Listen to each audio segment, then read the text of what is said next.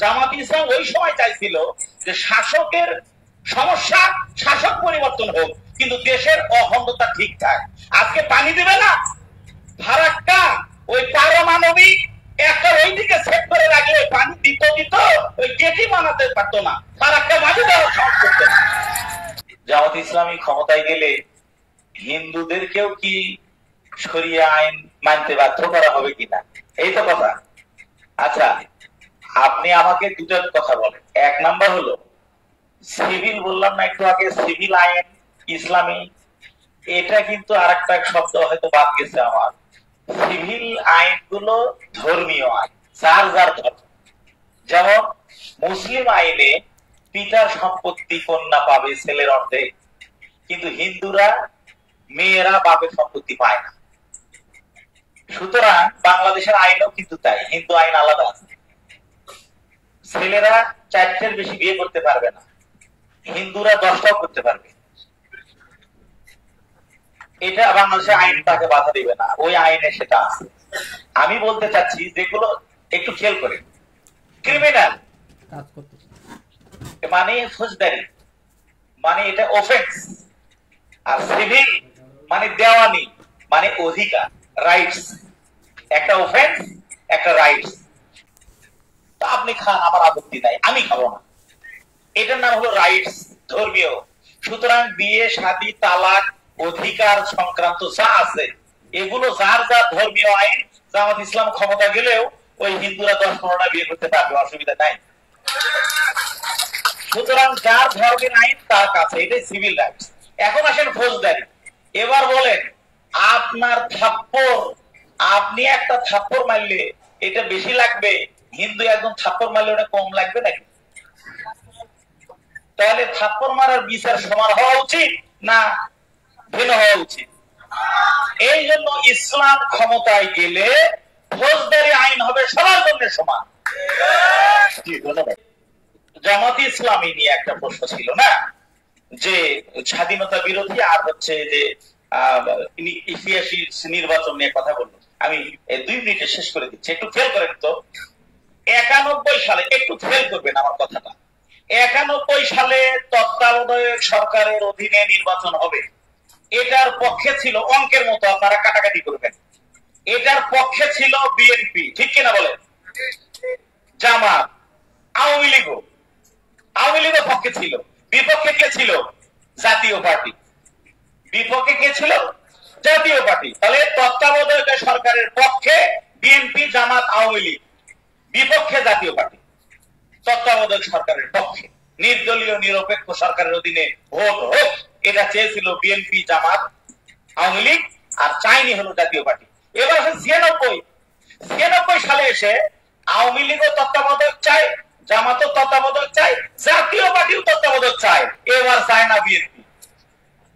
15 ফেব্রুয়ারি একতরফা নির্বাচন, ঠিক কিনা বলেন? এরপরে আসে 2001 এসে সব দল চাইলো, তো সব দলই ভোট হলো। 2008 সালে সব দল চাইলো, ভোট হইলো। 14 এসে জাতীয় পার্টি চায় নির্দলীয় সরকার, বিএনপি চায় নির্দলীয় সরকার, জামাত চায় নির্দলীয় সরকার, এরা চায় না আওয়ামী লীগ। চাইছে? তাহলে নির্দলীয় সরকারের দাবি থেকে বিএনপি 96 সরছে কিনা? 91 জাতীয় পার্টি সরছে কিনা? 14 সালে আওয়ামী লীগ সরছে কিনা? জামাত সরল কবে? তাহলে ডিগবাজি মারে কারা? ভুল বললাম না ঠিক বললাম? জামাত সব সময় বলছে নির্দলীয় নিরপেক্ষ, তত্ত্বাবধায়ক বলেন, অন্তর্বর্তীকালীন লেভেল যেটাই ভিতরের কাম যাতে নির্দলীয় নিরপেক্ষ হয়, তাদের অধীনে নির্বাচন হবে, বাংলাদেশের মানুষ যাকে ভোট দেবে তারা এদের শাসন করবে। আপনি ক্ষমতায় গেলে নির্দলীয় তত্ত্বাবধায়ক চান না, বিরোধী দলে গেলে খুব আরাম লাগে। তাহলে সব দলের ইতিহাস একবার করে আছে নির্দলীয় সরকার না চাওয়া, জামাত ইসলামের ইতিহাস নাই নির্দলীয় না চাওয়া। সুতরাং ডিগবাজি তারা মারে, জামাত ইসলামী নয়। আর একটা হলো যুদ্ধাপরাধী। আর দেখুন, আমি একটা কথা বলি, দুইটা শব্দের একটু পার্থক্য করতেই হবে আমাদের। একটা হলো যুদ্ধে অপরাধী, আর একটা স্বাধীনতার বিরোধিতা। প্রশ্ন খাগড়াছড়ি, বান্দরবান, রাঙ্গামাটি 3 জেলা মিলে একটা দেশ গঠন করতে চায় তারা। দেশটার নাম জানেন? জুমল্যান্ড। কে কে তাদেরকে স্বাধীনতা দিতে রাজি আছেন? হাত তোলেন। কেন নয়? কেন দিবেন না? আপনার ভাষা ওর ভাষা এক, আপনার ভূমি বৈশিষ্ট্য আর ভূমি বৈশিষ্ট্য এক, আপনার ধর্ম ওর ধর্ম এক, এমনকি আপনার চেহারা সুরত সাইজ ওদের সাথে এক, খাদ্য অভ্যাস এক, কালচার এক, তো কিছুই আলাদা, সবই আলাদা, কিছুই এক না। তারপরেও দিবেন না কেন আলাদা করতে? কারণ ওরা আমার দেশের মাটি অংশ। ওরা ওদের কালচার নিয়ে থাকবে, ধর্ম নিয়ে থাকবে, কিন্তু বাংলাদেশের পরিচয় থাকবে। ঠিক কিনা বলেন? তো 47 সালে 200 বছর ব্রিটিশের নির্যাতন নিপীড়নে হিন্দুরা হয় জমিদার, মুসলমান হয় কেরানি, হিন্দুরা হয় জমিদার, মুসলমান হয় প্রজা। তাদের বাড়ির সামনে দিয়ে ছাতা খুলে যাওয়া যেত না, জুতা খুলে মোবাইলের নিচে নিয়ে যাওয়া লাগতো। দাদাদের কাছ থেকে শুনে দেখবেন এইরকম নির্যাতন নিপীড়ন। তিতুমিরের বাঁশের কেল্লা পড়বেন, কেন বাঁশের কেল্লা হয়েছিল? হাজী শরীয়তুল্লাহ পড়বেন, কেন হয়েছিল? তখন মুসলমানরা বলছে যে জিনা একসাথে হবে না, ওরা তো বেশি, ইন্ডিয়া তো বড়, মুসলমানরা ছোট এলাকা, অতএব মুসলমানদের আবাস ভূমি নিয়ে আলাদা রাষ্ট্র হোক। মোহাম্মদ আলী জিন্নাহ এই তত্ত্ব দিলেন। মুসলমানদের, আমাদের শেরে বাংলায় ফজলুল হক তিনিও এটা সাপোর্ট করলেন। রাহুল প্রস্তাব দিলেন যে মুসলমানদের আবাস ভূমি নিয়ে পবিত্র ভূমি, উর্দু হলো পাকিস্তান আর আলাদা হলো হিন্দুস্তান। তো আমার ইসলাম, আমার আকীদা, আমার ধর্ম, আমার ঈমান, তার উপর নির্ভর করে তৈরি হলো পাকিস্তান, আর একটা হলো হিন্দুস্তান। আর যখন শাসক আমার ডিস্টার্ব করলো, আমার ভাই, দুই ভাই মারামারি করলে কি হয়? বাপ ভিন্ন করে দেয় না? এটা আজ থেকে ভিন্ন, ওই পাতারের জমি তোর, এই পাতারের জমি তোর, মাঠের জমি তোর, বাড়িও ভিন্ন। তো আমরা ভাগ হয়ে গেছি, অসুবিধা কি? দুই ভাই আলাদা হয়ে গেলে, নাতিপুতি হয়ে গেলে আর এক জায়গায় হয়? পাকিস্তান আলাদা রাষ্ট্র, আমরা আলাদা রাষ্ট্র, তাদের সাথে আমাদের স্বাভাবিক বন্ধুত্বপূর্ণ সম্পর্ক, অন্য কোনো সম্পর্ক নয়। জামাত ইসলাম ওই সময় চাইছিল যে শাসকের সমস্যা, শাসক পরিবর্তন হোক, কিন্তু দেশের অখণ্ডতা ঠিক থাকে। আজকে পানি দিবে না, ফারাক্কা ওই পারমাণবিক একটা ওইদিকে সেট করে রাখলে পানি দিত, ওই গেটি বানাতে পারতো না, ফারাক্কা মাঝে দেওয়ার সাহস করতো না। এইটা তখনকার ওলামায়ে কেরাম বুঝতে পেরেছিল। আর একটা কথা, শুধু কি জামাত ইসলাম, বলেন তো মুসলিম লীগ কি করেছিল? নিজাম ইসলাম কি করেছিল?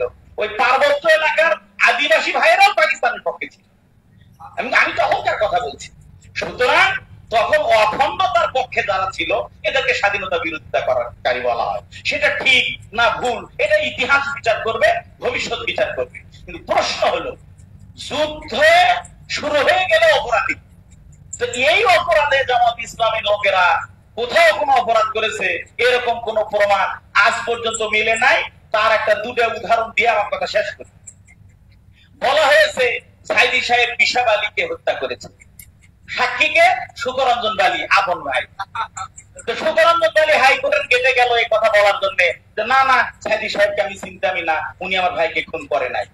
যেই মাত্র জানতে পারছে প্রসিকিউশন বিভাগ, যেই যায় উল্টা পাল্টা কবি, ওই গেটের থেকে নাই, তাকে পাওয়া গেল ভারতের কারাগারে।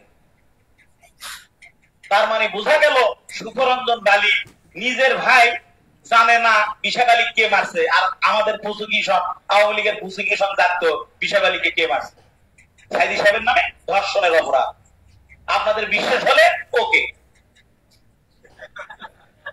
তো সম্মানিত ভাইয়েরা, বলতে চাচ্ছি শেষ যে পয়েন্টটা, সেটি হলো কি, এই স্বাধীন হওয়ার পরে যারা ধর্ষণের সেঞ্চুরি করে, আর একজনের বউকে আগাম করে, এবং ধর্ষণ গ্রুপ কি বলে রেপ, গ্যাং রেপ করে, তারা ছিল 71 সালে ফেরেশতা।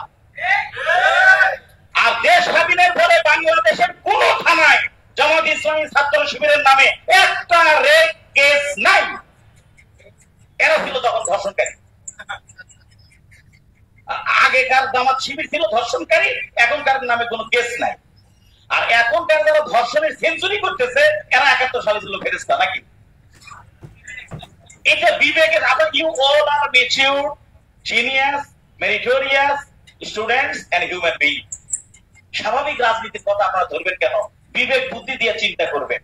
সারা বাংলাদেশে জামাত শিবিরের নামে যদি হিন্দুদের জমি দখল করা না থাকে, ধর্ষণের মামলা না থাকে, তাহলে বাংলাদেশের মানুষের ইজ্জত, সম্পদ, সম্ভ্রম নিরাপদ জামাতের কাছে, শিবিরের কাছে, ইনশাআল্লাহ।